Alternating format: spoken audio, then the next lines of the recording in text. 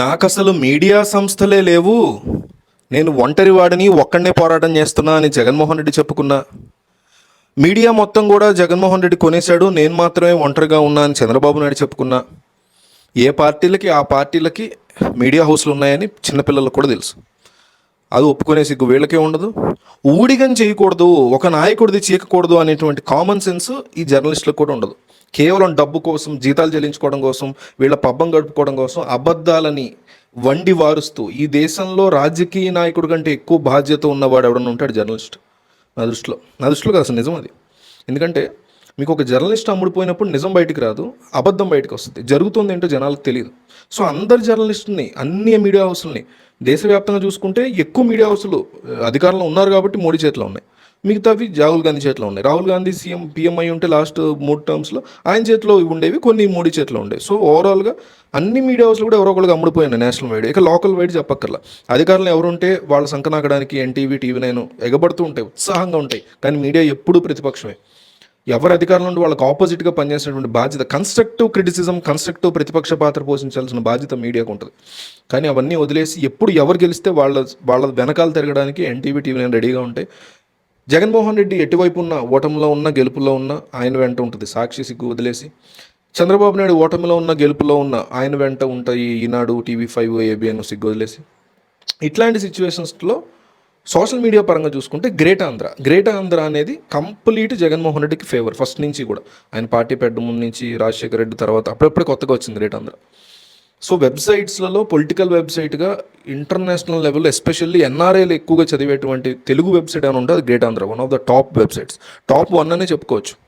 అట్లాంటి వెబ్సైట్ ఎప్పుడు రాత్రి పగలు జగన్మోహన్ రెడ్డి యొక్క భజన చేస్తున్నాడు. అసలు వైసీపీ వాళ్ళకు కూడా తట్టవు అట్లాంటి ఐడియాలు. అలాంటి పాయింట్లలో ప్రతిపక్షాలను ఇరికిస్తూ ఉంటుంది గ్రేట్ ఆంధ్ర. అట్లా వీళ్ళకి కూడా ఉన్నాయి. తెలుగుదేశం పార్టీ సంఘానికి వీళ్ళకి కూడా మిర్చి9 ఉంది, M9 న్యూస్ అని మార్చారు, అది ఉంది. తెలుగు 360 ఉంది.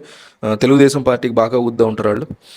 వీళ్ళు గ్రేట్ ఆంధ్ర వాళ్ళు వైసీపీకి బాగా ఊదే ప్లాన్. అయితే వీళ్ళు గ్రేట్ ఆంధ్ర ఎవరు ఊహించిన విధంగా, ఊహకందని విధంగా ఒక్క గట్టి వెనుబడి పడిచారు జగన్మోహన్ రెడ్డికి. యాక్చువల్లీ కోపం వచ్చినట్టుంది. దీని ఓనర్ ఎవరో ఉన్నారు, గ్రేట్ ఆంధ్ర ఓనర్ వెంకటరెడ్డి ఎవరు, ఆయన కోపం వచ్చినట్టుంది.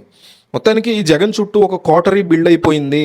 జగన్ని ఓడించడానికి కోటరీయే కారణం అనేసి ఆరోపణలు వస్తున్న ఈ నేపథ్యంలో ఇంకా ఆ కోటరీ అట్లాగే అక్కడ బలంగా ఉంది అనేసి ఒక వీడియో రిలీజ్ చేశారు గ్రేట్ ఆంధ్ర వాళ్ళు. దాని హెడ్డింగ్ ఏంటో తెలుసా? లాటరీ సీఎం జగన్ అనుకోనిటువంటి పరిస్థితుల్లో లాటరీ కొట్టినట్టుగా సీఎం అయ్యాడు తప్ప తన సొంత బలంతో కాదు. జైలుకి వెళ్ళాడనే సింపతి, నాన్న లేరనే సింపతి, ప్రత్యేక హోదా తెస్తాడనే హోప్, ఇలాంటివి మాత్రమే ఆయన్ని నిలబెట్టాయి తప్ప నిజమైనటువంటి నాయకుడు కాదు జగను. సో మళ్ళీ సీఎం అయ్యే పరిస్థితి లేదు. ఆయన లాటరీ సీఎంగానే మిగిలిపోతాడు. ఆయన చుట్టూ ఉన్నటువంటి కోటరీ చాలా దారుణమైన కోటరీ ఉంది. ఆయన చుట్టూ ఉండే సోషల్ మీడియా ఏదైతే ఉందో 25% వాళ్ళు చెప్తున్న మాటలు ఇవన్నీ, ఇందాక చెప్పింది వాళ్ళు చెప్తున్నాయి, ఇప్పుడు చెప్తుంది వాళ్ళు చెప్పినవి. 25% సోషల్ మీడియా మాత్రమే చంద్రబాబు మీద ద్వేషంతోనో, రాజశేఖర రెడ్డి మీద ఇష్టంతోనో వచ్చారు. మిగతా 75% వీళ్ళు డబ్బులు ఇచ్చి పెట్టుకున్నారు. కానీ టీడీపీ వైపు అట్లా కాదు, 75% పార్టీ కోసం వస్తే మిగతా 25% వీళ్ళు డబ్బులు ఇస్తున్నారు. ఇట్లా ఇవన్నీ కూడా ఒక వీడియో చేసి లాటరీ సీఎం జగన్ అనేసి ఒక వీడియో చేశారు గ్రేట్ ఆంధ్ర వాళ్ళు. షాక్ అయిపోయినాయి హెడ్డింగ్ చూసి. సరే హెడ్డింగ్ అట్లా పెట్టారేమోలే, కొంతమంది అట్లా పెడుతుంటారు వ్యూస్ కోసం, లోపలికి వెళ్ళిన తర్వాత ఏదైనా పాజిటివ్ ఉంటుందని. కానీ లోపల కూడా మొత్తం నీట్ ఉంది. జగన్మోహన్ రెడ్డిని చీల్చి చెండాడు అవతల పడేసింది గ్రేట్ ఆంధ్ర. చాలా షాక్ అయ్యాను నేను.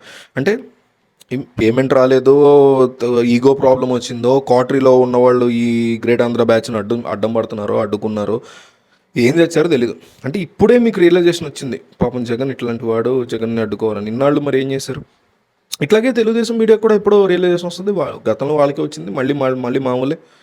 ఇట్లా మీడియా అనేది కంప్లీట్గా అమ్ముడుపోయినటువంటి ఒక వస్తుంది. మీడియా అనేది బిజినెస్ చేసుకోవడానికి, డబ్బులు సంపాదించుకోవడానికి కాదు, రాజకీయం కూడా కాదు. కానీ అట్లా మార్చేశారు. మీ జీతాలు ఇచ్చుకోవడానికి, ఇంకో దానికి కాదు. ఒక లెవెల్ వరకు యాడ్లు ఇచ్చుకుని, ఆ యాడ్లతో జీతాలు ఇచ్చుకుని ఒక బాధ్యతాయుతమైనటువంటి ప్రతిపక్షంగా ఉండడానికి మాత్రమే మీడియా. ఏ దేశంలో అయినా సరే. ఇది చాలామంది సామాన్యులు ఆ విషయాన్ని అర్థం చేసుకోలేకపోతున్నారు. గొంతు చించుకొని చెప్తున్నారు అలాంటి వాళ్ళు చాలామంది. కానీ ఎవరికి అర్థం కావట్లేదు. మీడియా అనేది బిజినెస్ మోటోతో పెడితే దాన్ని మనం యాక్సెప్ట్ చేయకూడదు. మాకు జీతాలు ఇచ్చుకోవాలి, మాకు టీఆర్పీ కావాలి, మాకు యాడ్లు వద్దాం, మేము ఎలా బతకాలి, ఇలాంటి దాన్ని మీడియా పరంగా మీరు యాక్సెప్ట్ చేయకూడదు. వాళ్ళు ఎవరన్నా అట్లా మాట్లాడితే ఇంకొక ప్రోగ్రామ్ పెట్టుకోండి, సాఫ్ట్వేర్లో జాయిన్ అవ్వండి, పునుగులు షాప్ పెట్టుకోండి, టైర్లు గాలి కొట్టే పని పెట్టుకోండి, చెప్పుల కంపెనీ పెట్టుకోండి. ఎన్నో రకాలుగా బతుకుతున్నారు జనాలు. డిగ్నిటీ ఆఫ్ లేబరే ఉండాలి కానీ, కష్టపడే తత్వం ఉండాలి కానీ, ఎన్నో కోట్లు సంపాదించుకోవడానికి ఎన్నో మార్గాలు ఉన్నాయి. రాజకీయాలు, జర్నలిజం ఈ రెండింటినీ కూడా కమర్షియలైజ్ చేస్తూ మేము డబ్బు కోసం చేయొద్దా, మేము బతకొద్దా అనే వాళ్ళని ఈ రెండు వ్యవహారాల్లో ఎన్నికల్లో మీరు యాక్సెప్ట్ చేస్తే మీరు ఒక దారుణమైన నమ్మక ద్రోహమైన ఓటరు సిటిజన్ ఈ దేశానికి అని. ఎందుకంటే మీకు మినిమం నాలెడ్జ్ లేదని అర్థం. ఫస్ట్ ఆఫ్ ఆల్ జర్నలిజం కానీ పాలిటిక్స్ కానీ బాధ్యతతో చేయాల్సినటువంటి అంశాలు తప్ప డబ్బుల కోసం చేసే బిజినెస్లు కాదు.